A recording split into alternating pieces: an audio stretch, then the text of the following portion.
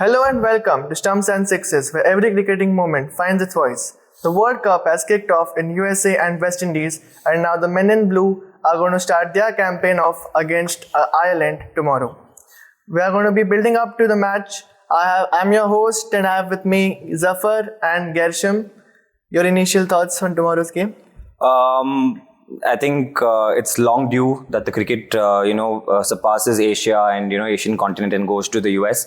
I think it's great in terms of, even before diving into the match, I think all of us would agree that it's great for cricket in general, given that, there's a huge market for something that's right now the American market is only being taken by baseball. I think there's a market for cricket, and given the big names that the Indian cricket and the Australian cricket has, I see great signs for cricket in the future. It's basically happening in US. As you said, it's a great start to diversifying cricket as a sport. And with India playing tomorrow, all eyes on Rohit and Kohli. I mean, after the loss of 2023 ODI World Cup, fans feel more connected to them. And apart from that, there are many youngsters also who have a job to perform tomorrow against Ireland.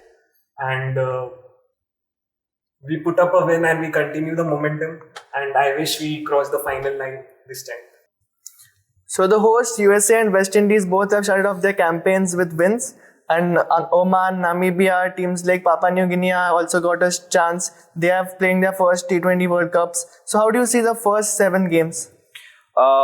I think most teams are getting used to the weather and the time zone and the jet lag and all of that stuff, and the talks been going around about it.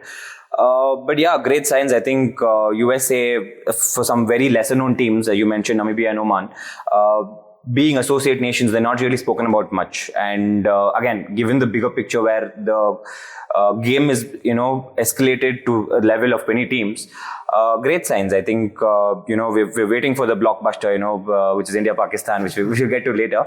But yeah, the first 5-6 games, some thrillers in the super over, a batting collapse by Sri Lanka, and some good performances by USA, Aaron James, if I'm not wrong. Great signs for cricket all around, I think. More than this, what I am witnessing is, the smaller cricketing teams, like as you mentioned, USA, Namibia, Oman, they are trying to put up a show. I mean, they are fighting, they are trying to get into that, zone where they can play best of the cricket. It's an amazing sign for the whole world, and I hope that in the future also many countries come and join, and the game of cricket can go ahead and get promoted like this. I mean, it's honestly, just to add on, I think it's called a World Cup.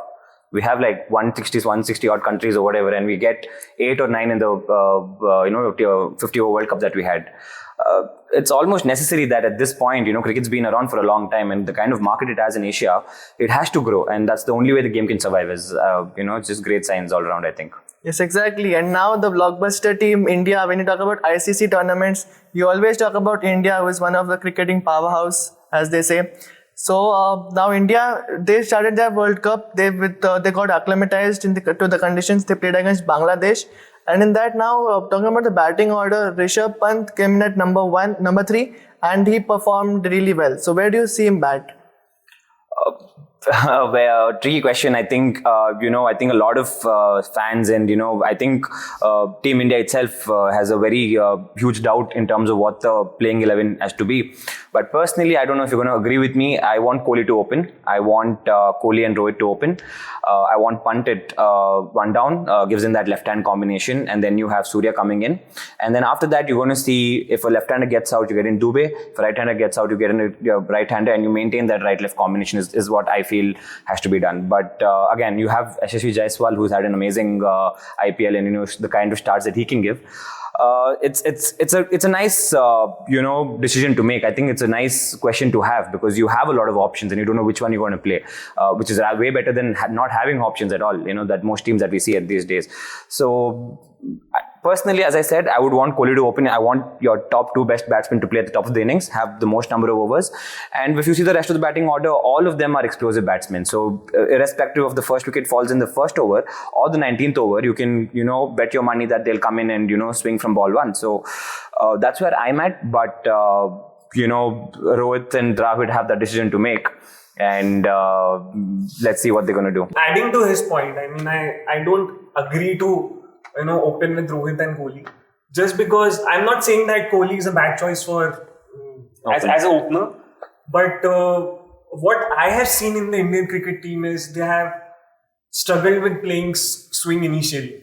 So Yashasvi Jaiswal as a left-hander, will help the batsman to maintain that line. The bowler would be confused that how to bowl to a left-hander, then Rohit will come to strike, then the line would be changed.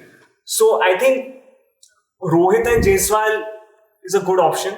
Jaiswal is kind of really attacking and he deserves the chance because timely he has proven in T20 how destructive he can be. So if everybody has been given a chance, Yashasvi Jaiswal should also be given one. And Virat Kohli, I think he is such a player where he has performed in any position where he has been kept.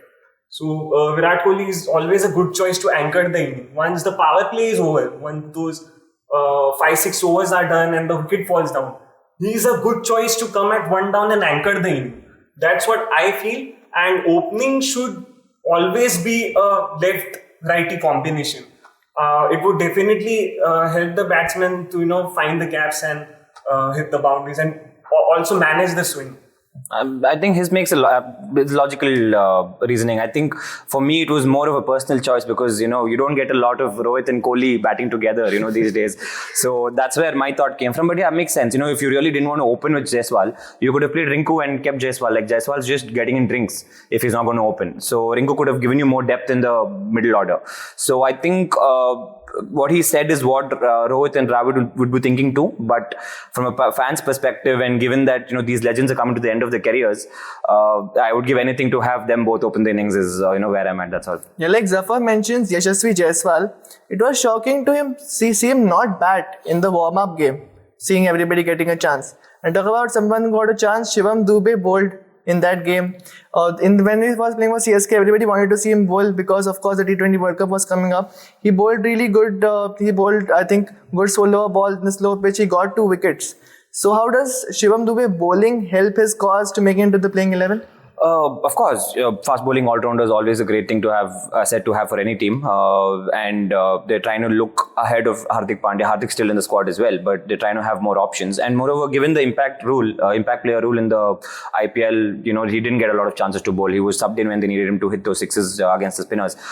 But the reason I think why Yashasvi didn't play could be taken 2 ways. I feel they've already sure that Jaiswal is going to open, and therefore they wanted to see which wicketkeeper batsman would experiment more. So they wanted to play Sanju Samson and Rishabh Pant, and that's why I think Sanju opened, Pant came one down to see. They wanted them to get the most number of balls.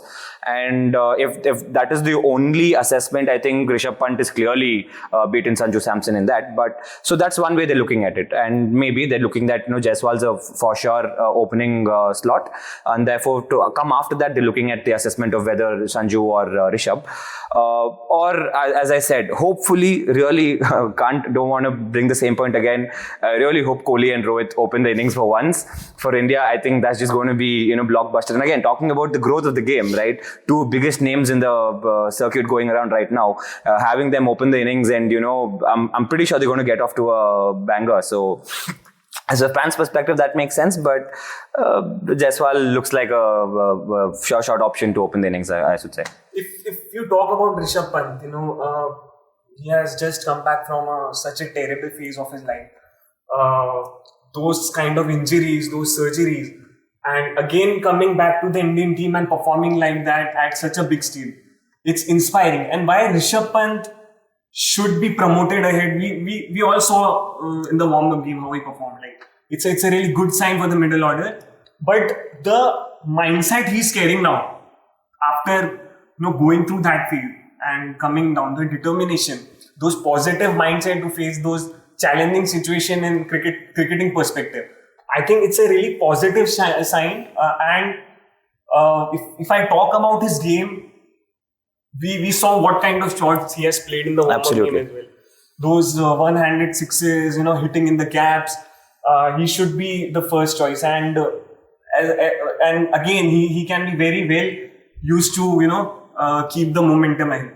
I think it brings a great point about Rishabh Pant. I think I don't like, for one, comparing players, but if you see Virat Kohli's graph as a cricketer, he started off as this, hot-headed Delhi ladka, and then once he got into being the captaincy, or even his off-field, got into a relationship with Anushka Sharma and all of that, you can see the kind of growth and the depth in his personality, even in his interviews and stuff like that. So I heard Ricky Ponting talk about Rishabh Pant. He's watched him closely in the Delhi Capitals camp, and he says that the kind of Rishabh that I saw before the accident is very different from the Rishabh he is right now. He's still that chirpy dude. He'll say a couple of words, behind the stump. But the fact that he's gotten that depth in his cricket is, I think, great signs for India. I think is an asset in the middle order, as he mentioned. No doubt about it. Yeah, it's a never say die attitude, isn't it? I see a lot of Yuvraj Singh in Rishabh Pant. Yeah. And in the IPL too, the IPL, one of the most inspiring stories was Rishabh Pant's comeback story. And now he is going to don the Indian jersey again and play the World Cup. So that is a really big deal. And coming to the bowling lineup, so Yuzvendra Chahal too did not bowl in that game. So my question is, does that confirm Akshar Patel playing, because 3 spinners, so Akshar Patel also gives that number 8, on number 8 he gives bat and depth. So does Akshar Patel make it to the 11? I would like to add a point on this, because see, we already have Jadeja, we already have Kuldeep or Chahal playing in the 11. So I don't see Akshar Patel playing. Shivam Dube, I think, is a good choice the way he has performed in IPL. But again, you asked us the question about Shivam Dube, which we haven't added a point. Yeah. So I would like to add here, the way he was batting in the IPL, he was smashing, the ball was coming onto the bat really well. But the way we saw in the warm-up game, he was finding it really difficult to clear the ropes. There was ball going at no man's land and was not able to hit the ball properly. So that would be, that would challenge him. I think the pitches would be more slower. But Shivam Dube is a very important player, because we will have additionally one more bowling option where a captain, Rohit Sharma, can cover some of the over. Where too many bowlers are leaking runs. Shivam Dube, you have one kind of option. And I hope he comes back to form. I hope he starts hitting those sixes at on that challenging pitches where usually we didn't find in the IPL. So I don't put Akshar Patel. I will put Shivam Dube in place of him.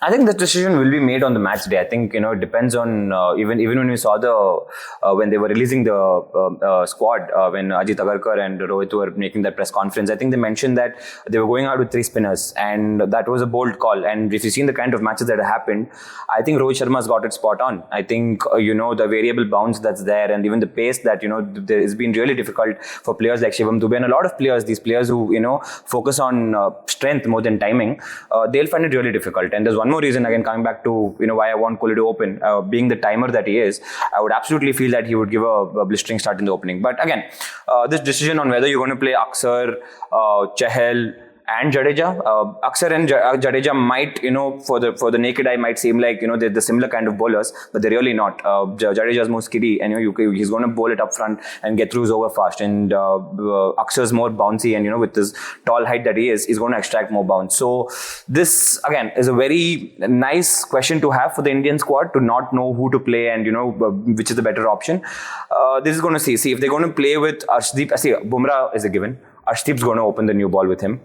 That way you're going to have 2 pacers, and then if you're going to play Dube and Hardik, that's going to give you 4 fast bowling options and 2 spinners that you can play. So again, this decision that they're going to make is going to be mainly made on the kind of pitches they're going to play it, and seeing the way that they're playing in New York, if I'm not wrong. They're playing in New York. So looking at the the pitch that they've made, the ones that's coming from Adelaide, I would want an extra spinner. I would clearly go with 3 spinners, given the variable bounce, and Ireland, comparatively the kind of pitches they play in their home, they're used to the swing and the bounce of the track, and they're really not good against spin. And that's our strength, that's their weakness. So that's a given choice to me to be playing 3 spinners.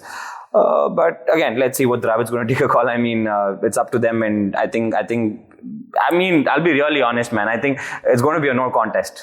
let's not take 2 words of it. This is like a build-up to the India-Pakistan match. That's what everybody's waiting for. So maybe to test out a couple of this, I would even say go to the extent of saying this is the second warm-up match. because I'm honestly seeing an out-and-out India But win. we can't write off Ireland. Yeah. Well, I kind of already have. I mean, I never say never in cricket, agreed. Exactly. But I think, if you remember, a few months ago, Bumrah was the captain and they toured Ireland and they beat them 3-0 in a T20 international series. So, looks like a no contest to me, but again, never write a team off, as Zafar said. So, again, they would want to try to experiment even a little bit more and to know for sure what 11 they're going to be playing on the India-Pakistan match. Yeah, exactly. And even Jadeja and Aksar, they're gun fielders too, not just Absolutely. batting and bowling. So I don't see it as a redundant selection. And you also make a really good point about an extra spinner. Because if you see England and Australia, or every team for that matter, they have played an extra spinner in their squad. Australia have got Ashton Agar, even England have Tom Hartley. So for sure, and going into West Indies, the pitches are going to get slower and the spinners are going to get advantage. So the best spinners might be the winners in that Absolutely. cause. So do you think India have the best spinners? No doubt. I mean, not just for this tournament. I think coming in, just the kind of variety we've had. We have a left-arm Chinaman, we have a right-arm leg spinner, we have two left-arm off-spinners, very different kind of off-spinners that I was talking about. Just the variety and the diversity that we've had is absolutely great. And again, this was a bold call that was taken by Rohit Sharma. I think I specifically remember a question being asked, are you playing one too many spinners? But as you said, even the spinners that they're playing offer a three-dimensional kind of players that, they even are gun fielders, as you said. So again, I also want to make one more bold prediction that I feel like out of the top 5 leading wicket takers, I'm going to be saying 2 of them are going to be Indians and 3 of them are going to be spinners. So I honestly have a very strong feeling that it's going to be that way, given that as the tournament progresses, the wickets are even going to get even more slower. And I think it's safe to say that, the spinners are going to be the game changers, as you said. But yeah, India has always been blessed with great spinners, and given the kind of tracks we play here, it's almost no surprises that, the kind of talent at the grassroots level that's been built up. And I see the other teams bridge the gap. I'll be honest. You spoke about Tom Hartley, Ashton Agar, and the way Maxwell's been coming through the ranks as an off spinner is absolutely amazing, and they'll all have an impact. But I think it's safe to say that India pips all the other teams in terms of spinners. If I add on the spinner's perspective, I think more than their techniques, more than their variation, if we see all kind of spinners, they carry such experience. They have played for so long, and they have played with MS Dhoni, where he kept guiding all the spinners. We have famously, they are famously known as Kulcha, Kuldeep, and Yuzvendra Chahal. They have played so much of cricket, so much of T20 matches, and they know where to pitch the ball. Where and the pitches are slow. They are totally experienced on slow pitches. So I think as per your question. We as a team have a really quality spinner, and they are among the best in the world. I don't think we're being partial here. I think, anybody would agree with that. Not just, we're Indians and we're trying to, support our team, but over the years, the kind of spinners that we've had, absolutely game changers. So there's no doubt about that. Exactly. Just in the 2023 ODI World Cup, Kuldeep with Shami was the most valuable player, the way he bowled. Exactly. And now Zafar also mentions that don't underestimate Ireland. Yeah. Like you're saying, this is another warm-up match. But Ireland, they're not giant killers. They have Pakistan toured Ireland. Ireland defeated Pakistan. They've defeated Afghanistan. Recently, they've defeated England and West Indies. As well, yeah. So if India are not at their best, Ireland is going to punish them. Absolutely. India can't be lacking. Intent has to be there, and they have to bring in their A game. But I'm just saying, from India's perspective, I think they're already looking at the India-Pakistan game. Again, is that the right thing to do? I don't know. Again, as you said, you have to take each game seriously. But they're going to be looking at that one. And if you see the way the teams are made into groups, the only match that I'm concerned about is the India-Pakistan match. We're beating Canada, we're beating Ireland, and we're beating one more team that was there. So clearly a walkthrough, if you ask me. Again, I don't want to be too complacent, but I mean, I think it's safe to say that. And but again, that being said, they have some quality players. Ireland, have some players who've been there. Paul Sterling, to name a few, I think has been some player that's been there for a long time. And even in the World Cup, I think in 2011 World Cup, I famously remember they were playing in Bangalore, and I had the opportunity of being there. They were down and out, and the way Kevin O'Brien in that match scored the fastest century in a World Cup match. absolutely great. And England were cruising at a point. So again, never say never, and they have to take it seriously. But let's be honest, guys. I mean, they lack the firepower to make T20 India. is such a game where you see so many upsets, and it's a funny game. It's a shorter format, but I think more than one day, more than Test cricket, T20 is such a format where we see a lot of upset. We have seen Netherlands beating South Africa also in the. And it can change in an over. It might change in an over. The game might change in an over, right? Exactly. So from the first game itself, India has to go all out. No experimentation, nothing. Play with your best 11, because it will not just help to win, but keep the momentum. We saw in the 2023 ODI World Cup where we won the first match, and we won all the 10 games. But unfortunately, we couldn't cross the final. I was hoping to go through the entire show without an example from 2023. So we have to win the first game from the spot, and we have to continue it, and we have to this time make sure that we cross that final line. Exactly, and Gershom mentioned Paul Sterling, but they even have Andrew Balbirnie, who is a really good batsman. And let me remind you, in 2022, Josh Little was their hat-trick hero. He picked a hat-trick against New Zealand, and not just any wickets, it included Kane Williamson's wicket. So how do you see Josh Little? Is he fancying his chances against Kohli and Rohit? With the variable bounce, absolutely. Why not? I think the way the pitches have played, and I think he's come to India as well for the Premier League, right? He played a couple of matches for Gujarat Titans, if I'm not wrong. So he'll have that experience playing against some big names in the IPL. He'll take that experience and he'll go there. And as he said, Ireland have always been, at least in one tournament, before Afghanistan became Afghanistan, Ireland was Afghanistan, if you get what I mean. At least there were one match in the entire tournament where Ireland would upset a team. So they've been out of sorts for a couple of, seasons now. And again, don't write them out. Joshua Little, always, somebody who's been rising up through the ranks, and he'll take that experience from Gujarat Titans and try to make it work. And again, a left-arm pacer is something that India has been, on the doubts of. So he'll be bowling the new ball, if I'm not wrong. So I think that if we know that Josh is going to be bowling, I think we have to go with his choice of Jaiswal opening. Again, left arm with a left armer will be able to take the attacks to him. So again, he'll be fancying chances. And again, see, the thing is, as I said, the way I'm thinking, I think 90% of India is thinking that it's a walkthrough, right? And if at some point, touch wood, if I really want to touch wood, because I honestly feel like if at some point Ireland managed to make an upset, it's going to be the news of and it's what a start to the tournament. Then they know for sure they're going to beat USA and Canada. And if they somehow pip in, Pakistan too, that they've beaten in the last series, they might be looking at a Super 8, slot. So again, it's a great way to start, but again, touch wood. I'm not going to make any assumptions. Mentioned about spinners in the Ireland team. Don't forget, in the Indian cricket team, we have so many quality players who play spin well. Now, I'm really looking forward to Rishabh Pant hitting those one-handed sixes. Absolutely. To the spinners. That's all. And Virat Kohli and Rohit Sharma, they feed off the crowd their support. And in the 7 matches that have happened, the stadiums are empty. I mean, the broadcasters have got it right for sure, because the Indian viewership, 8 p.m. is Indian prime time, but 8 p.m. in India means 10 a.m. to 2 p.m. in USA. That's not an ideal time to play T20 cricket. Yeah. So the US crowd is not waking up and attending the matches. So how do you see this thing? See, let's not forget that it's USA who is hosting the World Cup, which is, the country has not been knowing cricket for long. They as Gershom said earlier, baseball is the sport which they continue to watch even today. But cricket is something new for them. Let's give them some time, and this is just a start to the World Cup. And I'm really sure as we move ahead, as we move to more competitive games, we are gonna see a number of people in the stadium.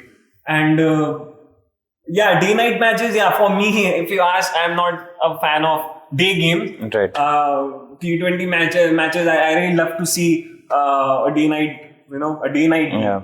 But it's just a start to the World Cup, and I'm really sure. I'm 100% sure as we move ahead, we're gonna see something crazy attendance in this. And it's a start, right? It's a start, right? And I don't think it's starting today or a couple of days ago. It started from MLC when they started Major League Cricket attracting some. I know BCCI doesn't let Indian players contact with Indian players to go, but there were some big names who were part of it from England, Australia, and other parts of the world. So that's where it started.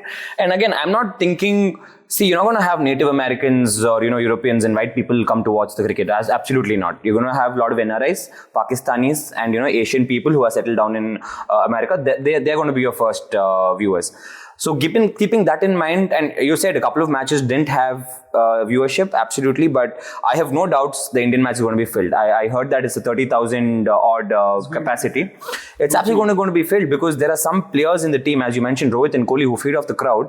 Their names are bigger than the game. They're absolutely bigger than the game. I've heard a couple of podcasts from the US where they talk about the popularity of these players. So it's a start, and I really feel like initially, even though we're going to cater to the Indians in the US, eventually it should help the game. And I really think I was just having a conversation with one of the people that the thing is you can't really market to something that they've not heard of, and one more commentator made a joke, that they said, unlike baseball, once the ball goes in, you have to throw it back, because in baseball, if it's a home run, you get to keep the ball. So again, that's where the US people are at. That's how much of the rules they know.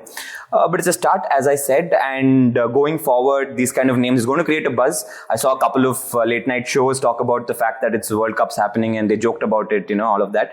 So it's a start, and over time, eventually, I'm absolutely sure it's going to grow, and we have to start somewhere. And I think this is, we're late at it. I think 5-6 years ago, we had to do this. And I'm pretty sure as the game progresses, we're going to have a lot more people coming in and tuning in on their channels. And it's just great for the game overall. Yeah, and wherever India plays, people watch. India versus Pakistan, wherever they play, Absolutely. tickets get sold out in 5 minutes. True.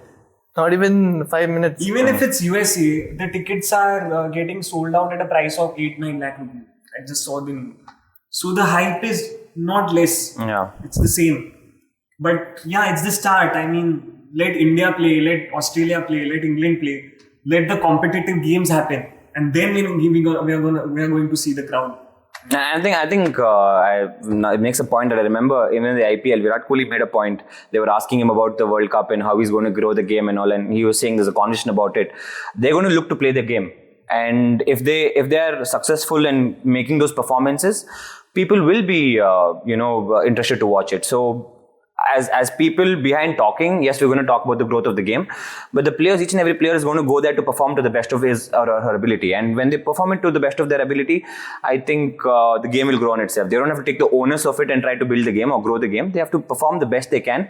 And when they see the amount of athletics and athleticism the players possess, I mean, there's always this, there's owners that, cricket's a lazy game, or, there's not a lot of thing that goes on in the background, but it's absolutely fast. The kind of exhilarating catches and, running between the wickets and, the kind of fielding performance that you've seen, it's no less to any other sport that's, world famous right now. So people are going to get accustomed to it. You brought up the word acclimated, to the weather you were talking about. So the same way they need to get acclimated to the, to the rules and how the game has gone. And it's a start, and I think by the end of this tournament itself, we're going to see a lot of, at least a small community getting built, and that continuing with grassroots development and building a community and bringing up. See, there's money. I'll tell you, BCCI, ICC has money to grow the market, and it's just about time that and the right initiatives need to be taken. And I'm pretty sure cricket's going to grow, and it's a market. It's absolutely, America is a market right now. So just the right initiative and the right decisions to be taken at the right time, and eventually we'll see the game grow. So many Indian superstars are going to be in action. It's going to be at the world's biggest stage.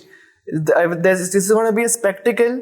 And so who do you think is your player to watch out for in this game?